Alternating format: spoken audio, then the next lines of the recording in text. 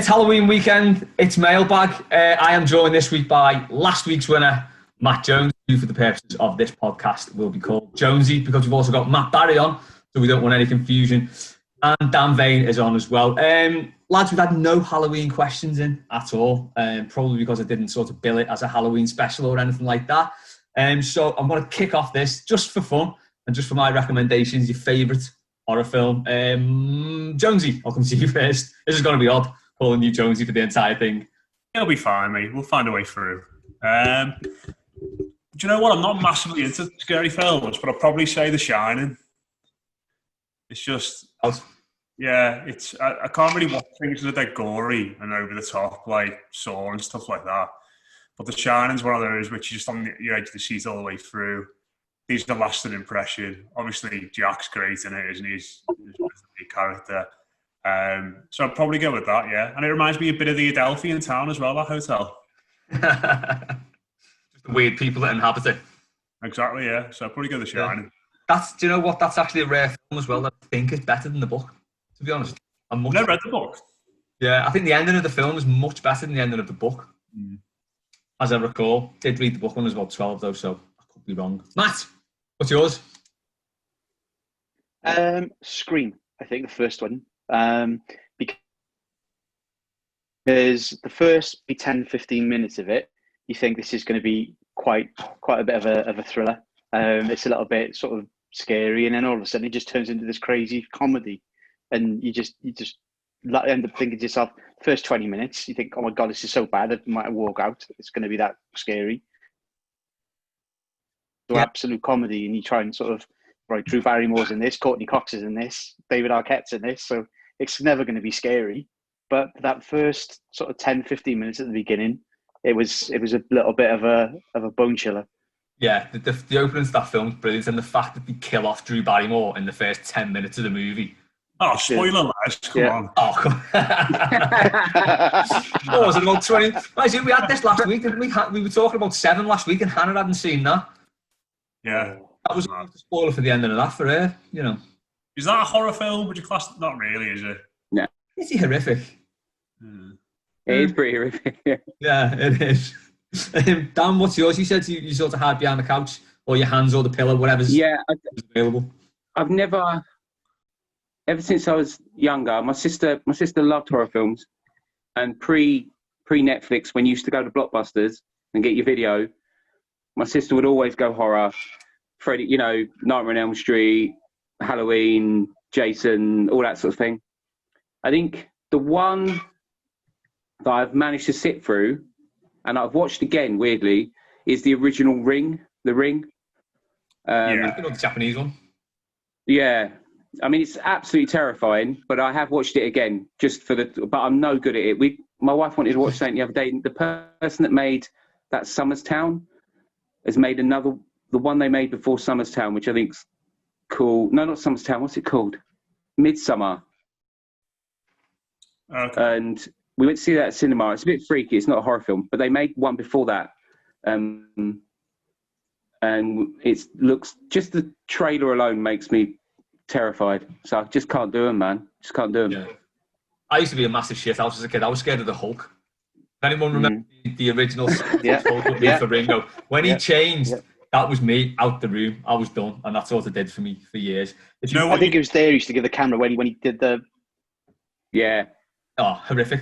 No need for it. Yeah. As well. Do you know what used to terrify me when I was a kid? I used to hide behind the couch when this came on telly, Tasmanian Devil. When he used to do his little spinning round and then put his camera and blow raspberry, it used to terrify me. It was quite intense, to be fair. Oh my God, he used to hide behind the couch. It was horrendous, yeah. You want to see it on the telly now, I'll be like, oh God, he's back. See, things like that, you never really fully grow out of it, do you? Nah. I sort of put the Hulk on now, like take the piss with the kids and say, I used to be scared of this. Still am a little bit. It's still very upsetting. If you want horror films to really sort of freak people out, you've got company over, you think we'll put this nice horror film on. House of a Thousand Corpses and The Devil's Rejects, two Rob Zombie movies. Absolutely. Oh, yeah. Tick every single box. Oh, terrifying. Anyway, we'll move on to the... Did everyone hear that? So, topics. Sort of. God, I'll get it right one day. It's the hot topic round. Basically, for anyone who's new to You're just not doing this in a partridge voice. I know, I'm not on. I'll work on it for next time. I asked 3 questions that are loosely based on a news story in the week. If you know the news story, shout out the name of a random Everton player to answer first. If you get the right answer to the news story, you get a point. It's that easy. And did you know on YouTube, when I put the video up last week, I'll actually put a picture of the said Everton player's face over yours. Ah. So, Matt, you cut a dash as Mark Hottiger, I have to say. Oh, nice. Right. So, got your Everton players at the ready? Yep. Best double act. Shani Tache. Ooh, good one. I'm excited to see Matt as Shani Tache. Does anyone know what he looks like? Yeah, sadly. He's been at the club 5 years and they wouldn't know if he fell over. So I think this is to do, sadly, with Bobby Ball dying. Did you hear that? That was the so you got it right. I'm going to leave the sound effect again. But yeah, that's the right answer. The sad and untimely death of Bobby Ball, who for any 80s kids was like Saturday night staple. Yep. Basically. Yeah. Races, Rock on Tommy, the lot. Yeah, that's the right answer, sadly. So you get a point, which is good, and I'm sure, you know. Anyway.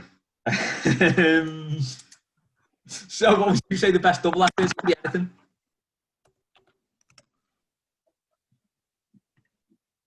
I didn't hear that. Oh, sorry, Matt, what do you think the best double act is ever? Oh, see, you've got to have different genres with this now. So if you're looking at a sort of comedy point of view, then I think that Will Ferrell and John C. Reilly are, because I think every film they've ever made has been absolutely hysterical. Yeah. From a sporting point of view, then it's tough. It's tough. I could only probably put it in an Everton context. And again, showing my age, I would probably say Sharp and Gray that I've seen. You were all right, weren't they? Yeah, they were bad. They were bad. Jonesy? I sort of thought cricket immediately. I don't know if anyone else likes cricket on this call. See, but I have agreed to go to a test match with Matt Flusk and Keith and Ed McCosh stuff and all that year. Yeah, I thought Stuart Broad and James Anderson, England new ball. I think they've got like 1,000 wickets between them with bowling together, so I'd probably go with that. In terms of comedy, Reeves and Mortimer for me, mate, I think. Yeah, I would concur with that. Dan? I was thinking, currently, I think my favourite double act, just because it's become a kind of meditative kind of thing for me when I'm doing other stuff, is the Mortimer and Whitehouse Gone Fishing thing.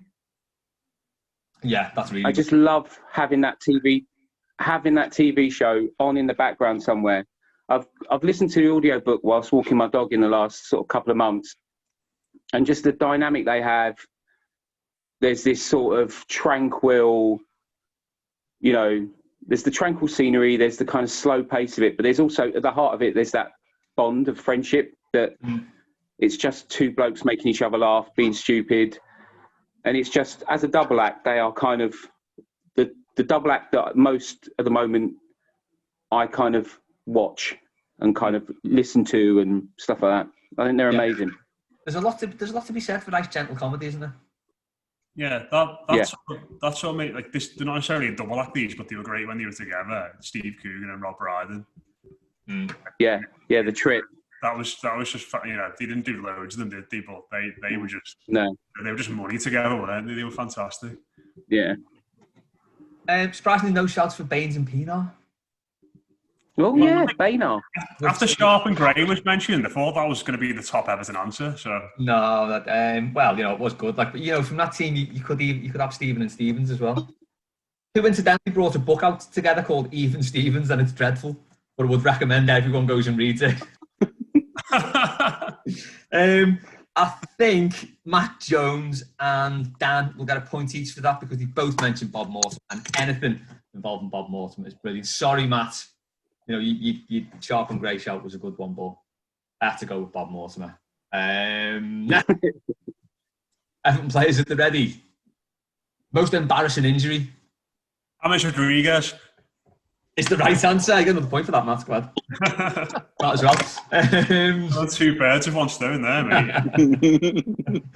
So glad. It can be yours, or it can be, you know, one you've just heard of. It's up to you. Well, the right answer is that James has got sore bollocks, hasn't he? By all accounts. Yeah. So James Buster Gonad Rodriguez. Yeah, unfortunately. But most embarrassing injury I've got, when I used to swim, I did a bad time once at the start of a whole week of national races and punched the timing pad in frustration and broke my wrist and couldn't compete in any of the other races. And I think it went out on telly. It was on like BBC Three or the iPlayer or something like that. So yeah, really, yeah. It was like Olympic trials and sort of doubled up as like national championships. And I was on. I didn't do very well. And yeah, like the timing pads they put on like the wall in the swimming pool to get your time when you touch. Like they're not like rock solid, but if you hit them hard enough. So yeah, I punched that and like I can't remember if it sprained or broke. But yeah, I was out. I had to get like a medical assessment from the competition doctor to say I could pull out all the races and get a refund for the money entered. So we booked to go to Sheffield for the whole week, and on the first day, I ruled myself out of frustration. That's awful. I mean, if you punch something in frustration and you hurt yourself, you feel a massive knobhead anyway, don't you? Yeah. But to sort of drop out of the trials on the first day, that's amazing. Wasn't a high point. Thoughts are with you at that difficult time. Dan? I immediately thought of two. I don't have a fingerprint on that finger because as a child, my curiosity got the better of me and I wanted to know what it felt like to put your finger in a light bulb socket. And I can tell you now, what happens is you can't remove your finger from the light bulb socket because you're being drawn into it by the extreme energy of electricity. Your hair catches fire. Your finger becomes like a spicy knick-knack. And once the electric releases you from its deathly grip, you get thrown halfway across the room because you haven't got slippers on. So that was pretty embarrassing. It was also my favourite tea that night. And it went cold because we had to go to A&E because my finger was on fire. And I'd thrown up a couple of times. So there's that one. And then the other one is... suffering. I didn't have my tea either. Wow. And then just when I couldn't get the worse. other one... I used to drink in this really moody pub in King's Cross, and Shane Meadows made a film called Somerstown. That's why it was on my brain. And I drank in a pub in Somerstown, and it was as moody as that film made it out to be. And I was in there one Friday afternoon in my early 20s, and I bent down to put £1 in the pool table, and my medial ligament went. And I was stuck in that kind of Alan Partridge squat position. He puts his foot through the spike. So it wasn't... Yeah, so it wasn't a deep... It wasn't what you call a deep kneel, you know. It wasn't a deep kneel. It was the full squat. And as I squatted down to put my £1 in, the medial ligament in my right knee just pinged. And I had to stay there until they got the ambulance. And then I had to be lifted in the deep kneel squat position onto one of those flat board resuscitation things at 3 o'clock in the afternoon in the middle of the packed King's Cross, and lifted like I was performing some sort of tantric yoga out with a blanket over me into the ambulance. Wow. You were explaining to people at a later date what happened. Was it like football injury? Went right through me, did me. Yeah, I'd done my ligament 10 years previously playing football. I didn't have a lot of cartilage left in that knee at that time, and yeah, I must have. As I bent down, I've opened the kneecap up. The cartilage just kind of slipped out and just locked, and then I've pinched my medial ligament as I've tried to get up. So the whole right knee was stuck in the deep kneel position, the crouch. The left was fine. That was as agile as hell. But you can Cossack still with this. This is fine. Yeah, exactly. I looked like I'd been paused mid Cossack. Not the things can just happen like that, can't they? Just like randomly. Like it's worse with age as well. Like I know a lad who's like a couple of years younger than me, and he was just walking one day. Like they'd gone to stay somewhere, and like the bone, like the big massive bone in the top of your leg, just snapped it off, and like underneath him. Like Jesus. So like he basically was like folded the wrong way from his leg. He had like two the bone, the massive bone in the top of his leg. That's actually like the strongest bone in your body as well. Though. Yeah. It just went, and he said it was like he was just walking, and it just happened. Is this like when you do? Was he up to no good? Like when you do something wrong as a kid? The ornament just broke. Honestly, no one did. Was it one of them? There's other people there who seen it happen. Wow. What? Osteoporosis at a young age there. You want to get that checked. I mean, Dan, this is your point to lose here. But is there anything that can match Dan setting himself up sockets and doing his knee in playing pool? And that's just incredible. How you survived that, God knows. I've got one really unusual thing. It was the day before a rugby cup final, and we were told not to go out. We were told to behave. We were told to do the right things. And some of us went out to a house party, and a girl sat on my thumb and broke it, so I couldn't play. I had to explain to the coach. I gave him a really, really stupid blag story that we were messing around, throwing a ball around, and I caught it wrong, and it bent my thumb back, and that was it. But it wasn't. I was absolutely bladdered. And a girl who, I don't want to sound old, she was a little bit bigger than your average one, come and sat down next to me, and she sat on my thumb, and I was end of sports. Literally, so I ended up missing the cup final. Oh shit! And we were underage drinking as well, so it was just all shit. Yeah.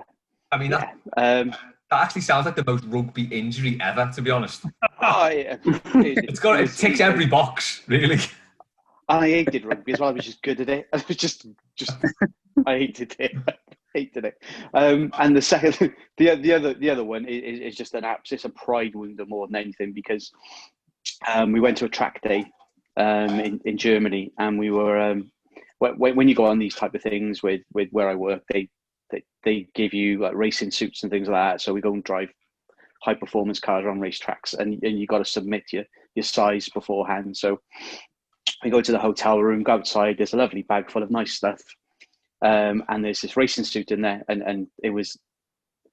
I asked for a medium, so I'm the type of person where I can lose 2 stone as quick as I can gain 2 stone. I only got to look at a French fry and it goes straight to my ass. So I'm up and down in weight, terrible. So anyway, so I've asked for a medium. So I tried this suit on, and honest to God, it was like I'd been put in a shrink wrap. It was just, and I FaceTimed, had my wife had, so I FaceTimed her. I said, "What do you think of this? Can I go out with this?" And she just said, "You look like a 40-year-old Power Ranger." She's look at the side. So I had to ring down to the concierge to get a hold of the event planners to get an extra large. So and I was late as well then, so I had to get private transfer over to the racetrack as well. I was just absolutely devastated. Man, so did you use the excuse when you were late that a girl sat on your thumb? No. It was. I couldn't come in handy, you know. No, I used that. Sadly, I wasn't feeling too well, and I had to change my suit as well. So which I had to. And they gave us suits to come home with, so I've got it in the wardrobe. It's red. I hated wearing it. I'll never wear it again for obvious reasons because it's red. But yeah, absolutely devastated. Fat Power Ranger. I was gutted. I mean, these are some absolute tales of woe. I'm gutted for these injuries. So everyone will get a point, but I think Dan gets an extra point. Just for the thought of him, like with no fingerprints on one finger and his hair plays. Wow. The thing about it is he missed his tea. That's mad, that. Absolutely amazing. Look, get up to Oregon. No fingerprint analysis are getting hold of you, are they? No. I mean, it's quite difficult to rob stuff with just one finger, though. Where there's a will, mate, you've got a perfect crime finger right there. Just pulling stuff like that off of worktop. Right, final question. Everton players at the ready. Who would you bodyguard for? Oh man, it's frozen. Oh, there. Les, you've just disappeared. Yeah, you went like this. Yeah, all we heard was something about bodyguard. Okay, I've just got to notice that my internet connection's unstable because that's what you're back. Kids upstairs on Xboxes. Brilliant. You're there again. Right, Everton players at the ready. Okay. Who would you bodyguard for? Pickford. Oh, the way we graduated to just shout the right answer out. Is my connection really bad here? No, it's all right. Oh, is it okay? Yeah. Go on then, Dan. What's the story? The story is, after 471 days of the media fanning the flames of shock and awe, they've managed to basically create such a sort of indignation and horror at a bloke going in 50-50 with someone else that Jordan Pickford has now had to employ the services of bodyguards to protect his family. The right answer, which is a shame, really, isn't it? Because it's an absolutely good story. I had a little bit of a rant on this about the role of fan media as well, and I think all the big Liverpool accounts need to take a long, hard look at themselves and have the bottle to call out their own fans once in a while. Anyway, can't wait for the next derby. That should be lively. Dan, who would you bodyguard for if you had the option? Well, I thought about this because despite my size, tattoos and general atmosphere, I am not the toughest man on the planet. Growing up in Essex with pink hair, I learned to run very quickly in brothel creepers. And I was very good at hiding in convenience stores. Occasionally you have to swing one because they back you into a corner because it's always three of them, isn't it? But so I'd like to bodyguard for someone where the chances of me having to dive in front of a crossbow bolt or test a Novichok covered croissant are very low. And also someone I'd like to hang out with every day because I'm going to be beside them, aren't I, with my finger in my ear like that, doing that all the time. Yeah. So I thought Jeff Lynne of VLO. Seems fair. Because I saw a documentary on him. I think it's still available on iPlayer. He's one of the few men on the planet that wears sunglasses all the time but doesn't look like a prick. He lives in a house that looks like a sort of shooting lodge in LA that has a jungle garden, and he walks around playing the ukulele all day without shoes on. So I'm thinking, as a gig, it's going to be an absolute breeze. Could be onto a winner there. No one's attacking Jeff Lynne. No. I mean, unless someone's apart from maybe Roy Wood if he gets the ump. But I think I think it'd just be a banging job. You'd get to listen to Mr. Blue Sky twice a day minimum, and just hang out with Jeff. Good gig. Better than Pickford, put it that way. Matt? It's a really tough question, this. So I would love to provide very close protection to Kylie Minogue. Since 1987, she's been the world champion. So yeah. You want to go Swiss Tony as well? You could say she's aged like a fine wine. Don't. It's incredible. I was thinking about this earlier when we were looking at questions, and I think historically, which would have solved all our woes completely, I think I would have been a close protector bodyguard in John Holden and making sure he sorted the rent out.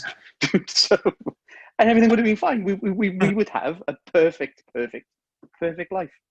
Yeah. We wouldn't have to put up with any nonsense from those clowns because they just wouldn't exist. Just stand over. Listen, just lower the rent a bit, mate. Just have a chat with yourself, straighten yourself out. You know, it's a good deal, and everything would have been fine. Everything would have worked out absolutely fine. How mad would it be if Liverpool was like a one-club city with just us? I mean, it'd be like some sort of crazy utopia, wouldn't it? It's utopia. It's utopia. Yeah. But yeah, so you know, I can't look past Kylie. I'm not gonna lie. But you know, historically, it would have been making sure the rent got bleeding paid. You can. She's really short. Yeah. This is true. Well, it depends how close I am to a room. Yeah. Matt, who are you going to be Kevin Costner to Whitney Houston for? I'll probably go for The Rock.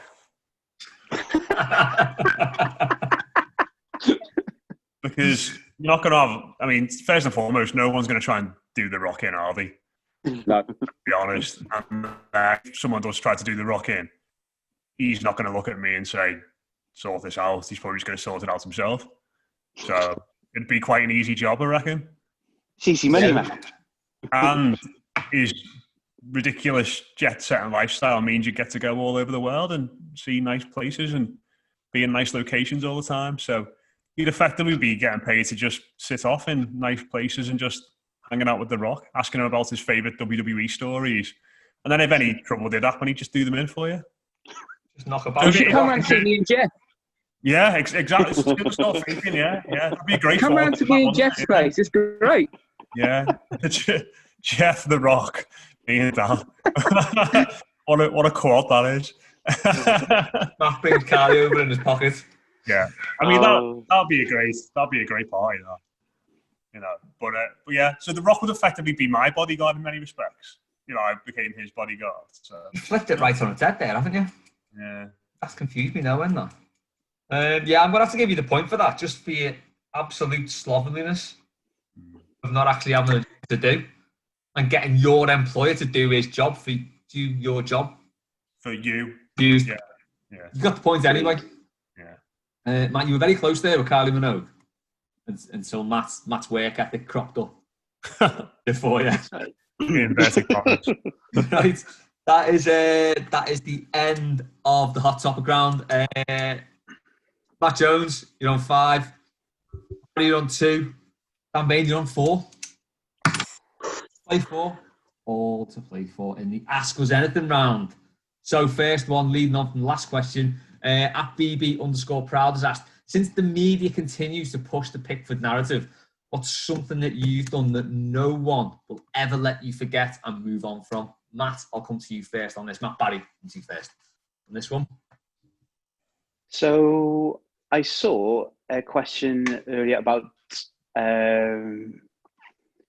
dad dancing and things like that, and I'm not a big drinker, but when I have, what seems to happen at family parties or something like that is that I do love a bit of rap, and I love Notorious B.I.G. and Juicy. Somebody will put Juicy on, and I'm about 6 or 7 Stellas in. So then I'm not like Eminem, I'm like bloody Jedward. So I start rapping and I'm on there and I'm giving it a proper 50-inch screen, money green leather sofa. With that hands. So but I can't do it. I end up pointing at the floor, and as I'm pointing at the floor, I sort of go into a bit of a squat position, and I just end up there and flat on my backside, proper dying fly. And at my cousin's daughter's engagement party. So this ended up happening, and there was a video going around the family of me just smashing out Biggie and just going down too low to point at the floor, and ended up flat on my backside. And I just so wrecked. Helen left me on the floor because I was just a total show, and just absolute embarrassment. But always gets brought up.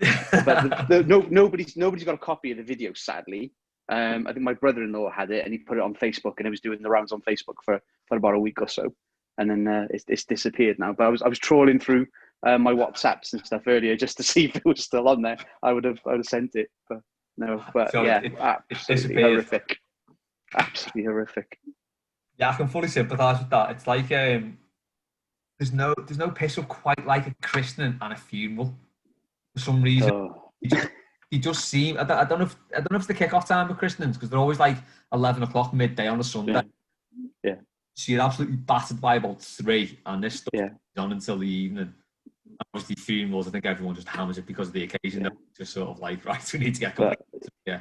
But Yeah. that's it though. I don't know what it is. As soon as I have a couple of beers, somebody pull that on, and it's just like the switch gets flicked, and I go just completely off. Suddenly, you're the whitest black guy in Wales. Dreadful, absolutely dreadful. Matt, what have you never lived down? Well, I've never lived down something which I didn't actually do, which is dye my hair at school. So going back to swimming, I used to swim like 10 times a week for 2 hours at a time, and as a result, my hair was like, it was pretty fucked, to be honest. Like, it was like in a terrible state. It was like sort of blonde and like a bit green. I used to like smell like the swimming pool all the time when I was in school, and like it was just so dry and horrible. Because like even though you'd wash it every time you'd been, you know, it was doing a lot of damage. I didn't want to wear a swimming cap all the time because it was horrible on your head. So everyone in my school was like, "Why are you dyeing your hair?" And like to this day, people fucking go on about it. So like when I got married in February, Mark and Nick brought this up in the speech, and they were like, "Yeah, you know, didn't dye his hair," in inverted commas. And like it's one of them. If I dyed my hair, I would have just said, "Yeah, that's fine." I did. It was, you know, everyone did stupid things when they were younger. That's it. But I never did. And the high point of all of this was when the head teacher of the school dragged me out of lessons one day and asked to see me and said, "Stop dyeing your hair." And I said, "I'm not dyeing my hair." And he said, "Well," and then he said, "I know you have done it in the past, so don't do it again." And I said, "I've never done it in the past." And then he said, "All right then, if you're thinking about doing it, don't do it." And I got sent away. Yeah. So despite having never, I mean, you look back at pictures now, and it's insane. But I can be honest with our subscribers and you guys here, because this is a safe space. I never dyed my hair, despite what everybody else said, and it gets brought up to this very day. I love how the teacher covered every single base there he could. And that just sort of proves that the sort of weird relationship schools have with hair. They all kick off about people's hair. You can't do it. Basically, schools would be happy if everyone had haircuts like Michael Keane.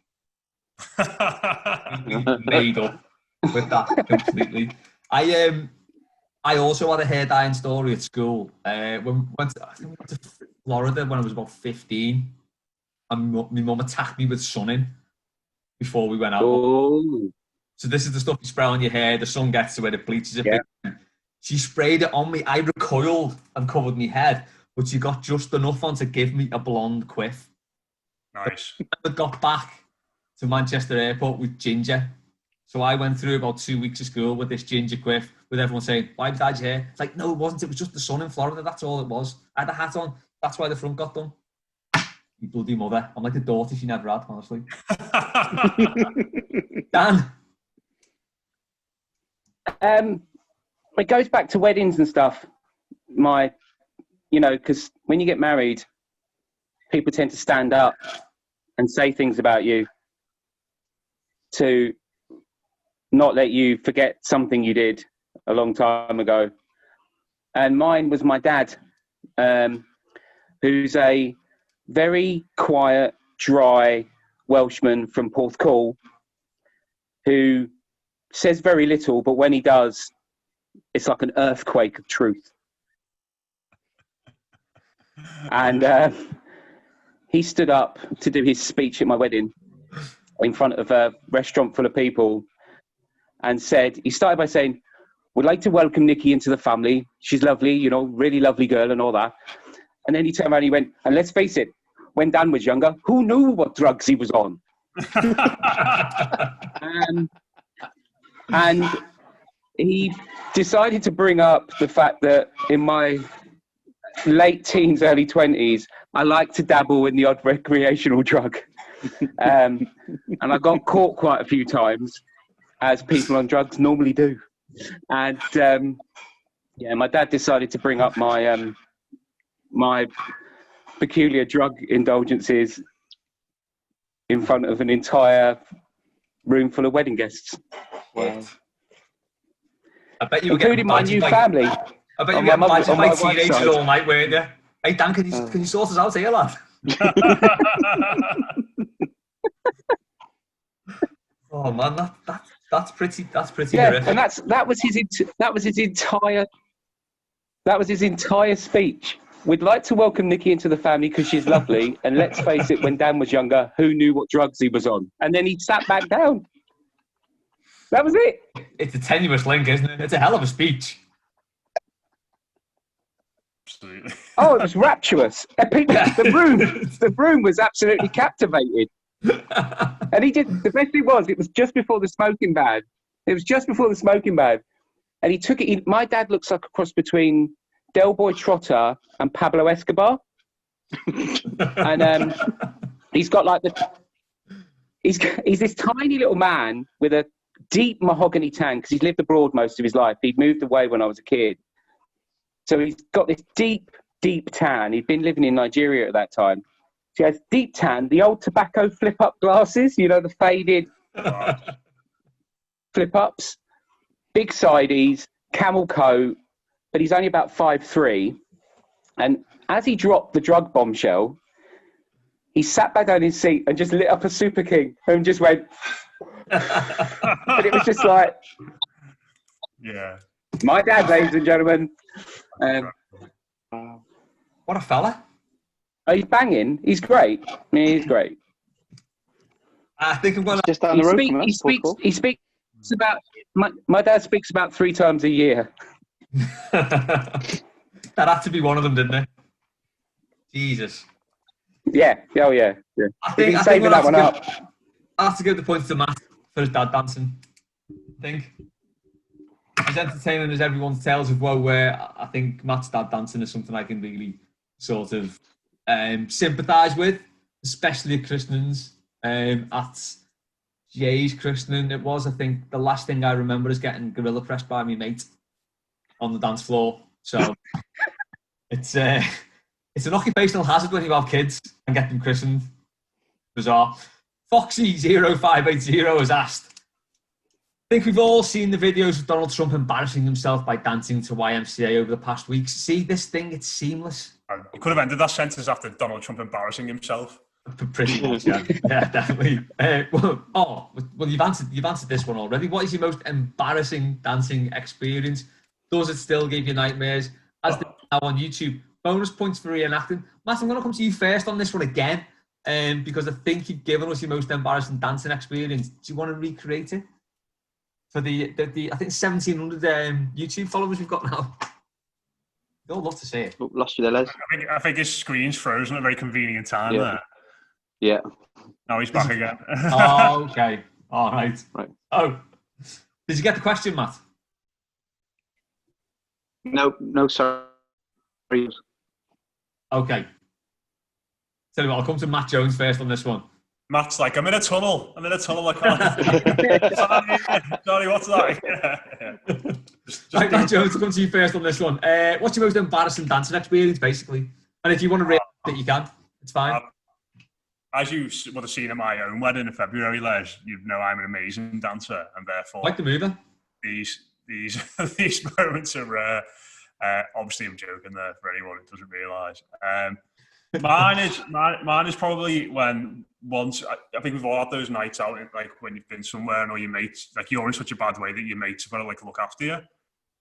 And like I think we were in Largo's in town, and they basically were all sort of just. I was there, but not really there. But I was just stood, like sort of with my eyes closed. We've all been there in Largo. Eyes closed, head back, stood up, just doing guitar. Just like, apparently it was just for a good 10 minutes. it had no sort of rhythm to regard to what song it was or anything. It was just me sort of sat there going, swaying from side to side in time of absolutely nothing. So yeah, wasn't my best guitaring moment, but yeah, apparently it was quite embarrassing. But I don't remember any of it, surprisingly. Having the best time of your life, though. Yeah, I bet you did, yeah.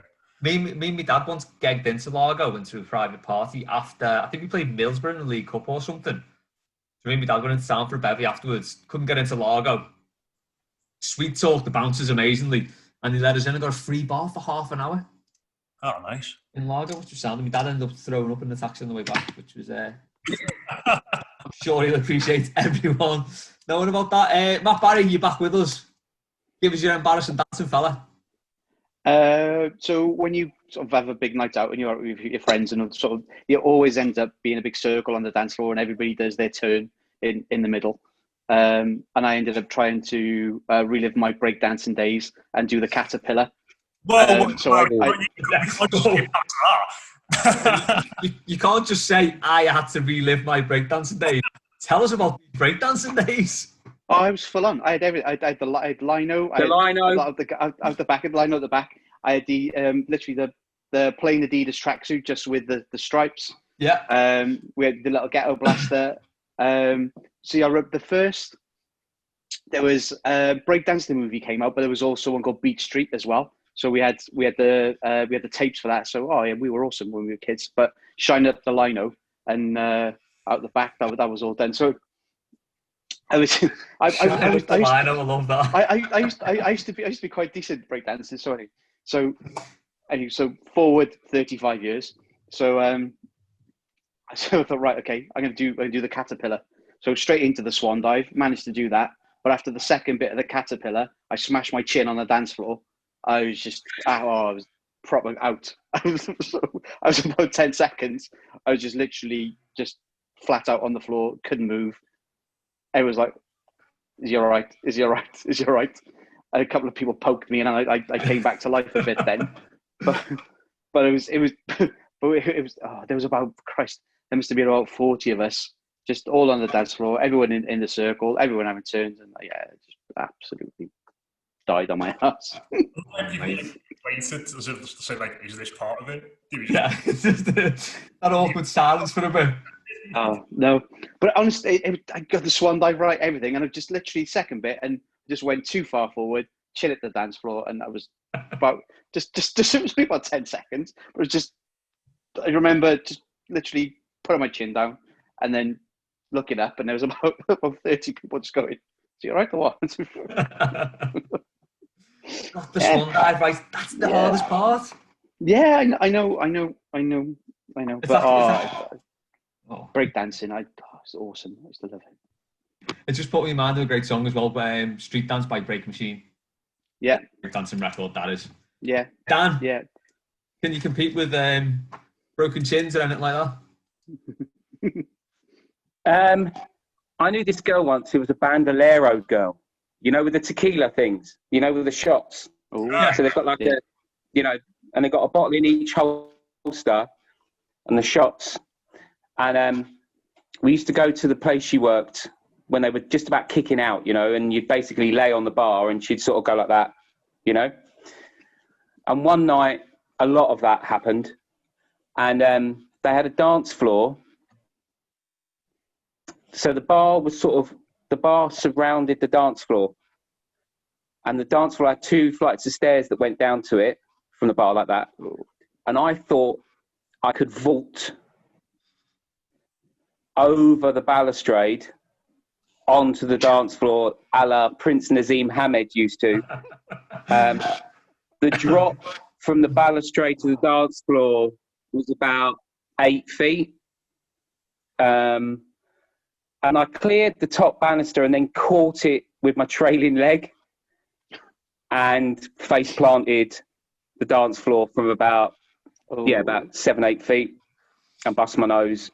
And was very lucky not to lose teeth. Wow. But it was all made better with more tequila.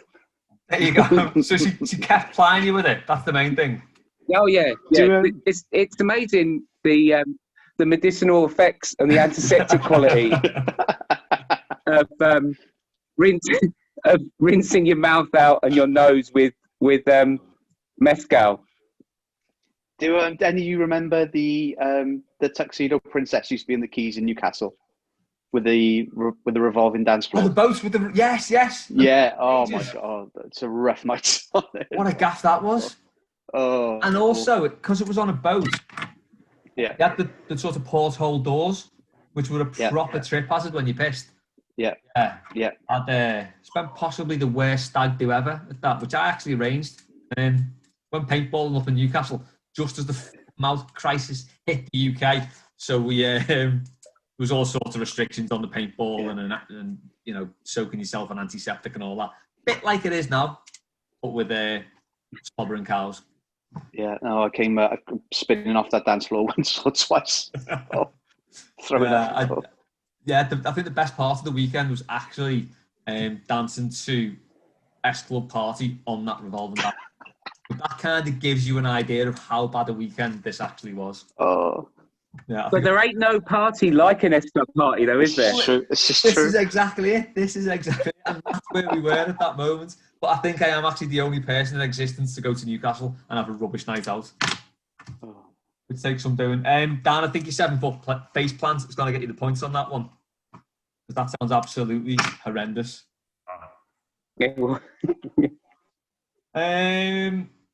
Speaking of tales of athleticism, Laura's asked, if the Blue Room had an alternate Olympics, what events would there be and who would win what?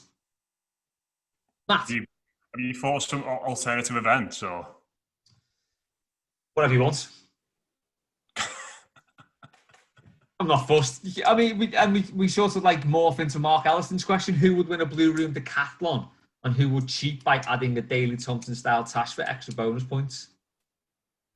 Matt, you'd have the Daley Thompson tache. Do you get points for facial hair in decathlon? I've never heard that before. Well, according to Mark, you do. Daley Thompson was a great athlete with a great moustache. Yeah, we haven't really got many moustaches on the Blue Room, have we? Yeah. So maybe it's something we could put right for November. November always reminds me of Leon Osman. He's one call up and he gets pictured everywhere with that little spiff moustache. How lucky is that? How many caps did he get? Was it 1 or 2? That was it. I think that was his only cap. Or if he got 2, it was the same. I think he had a couple, international break. So that's not even him. He scored the overhead kick against Sweden. Yeah, that sounds about right, actually. Oh. Yeah. So I don't know. Leon Osman's stalking around like a little sort of Cypriot car salesman or something.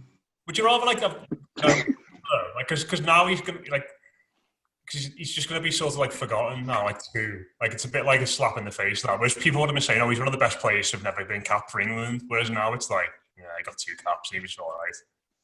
Yeah. Well, didn't David Nugent get a cap? Scored. Well, he scored, didn't he, as well? Yeah.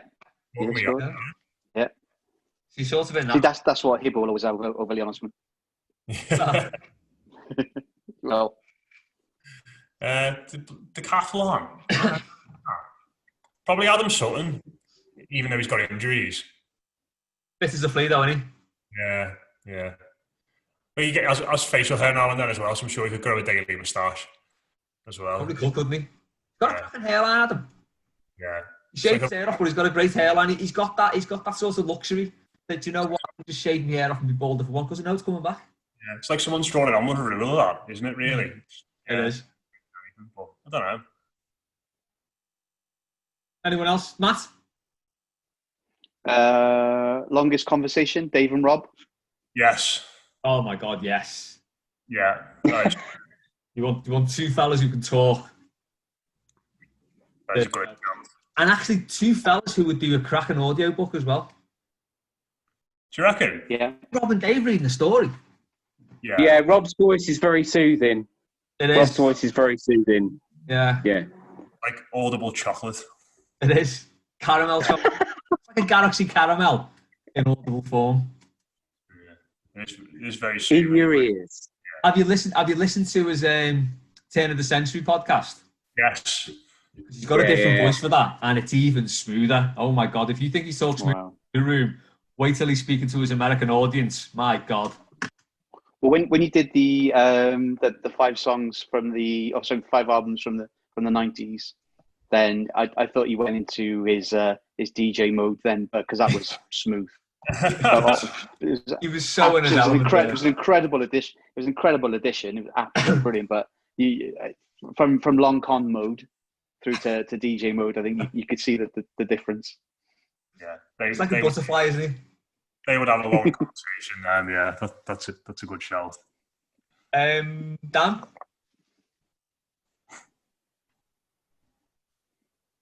Oh. No. Did I go then? Yeah. Yeah, a little bit. Kick the kids off the Xbox next time. Alternate Olympics. What events? Who would win?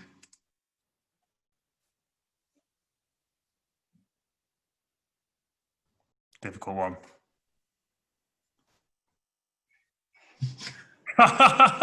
In your own time, Dan. I'll tell it's frozen. Oh, that's my wistful catalogue pose. It's good. Maybe this we need to think about when we address next week. So we can get some events, and then we can give the winners next week. And also, because this is on YouTube now, anyone wants to put it in the comments. If you still does that is, do that definitely. Give us alternative Olympic events for our contributors to do. Well, I'm going to give Matt the point for that, Barry. Not just because it really sort of evens, because I'm not into rigging the competition. I don't do that. It's just how it works. At the end of Ask Us Anything, Matt Jones is on 5. Matt Barry's clawed it back. He's on 4, and Dan is on 5 as well. And it goes into a false round where it is all to play for, and it's quite exciting. Let me tell you. So basically, I just ask 3 questions. You tell me if it's true or false. If it's true, you give me a T sign. If it's false, that's a false sign. Just 2 fingers. Trying to do an F last week was a lot of fun. It was all over the shop on it. So I've just gone with Hannah's straight like kid pick. Yeah. There you go. So first question. True or false? The Great Wall of China is longer than the distance between London and Beijing. True or false? Are you going to count us in or? Oh, yes. I didn't hear that.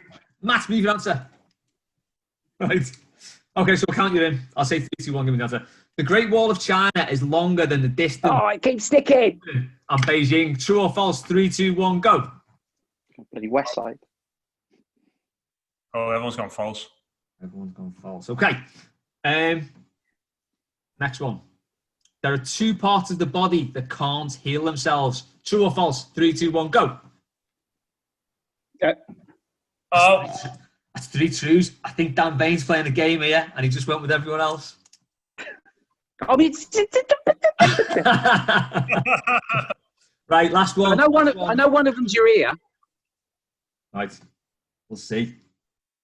M&M stands for Mars and Mickey. 3, 2, 1, go.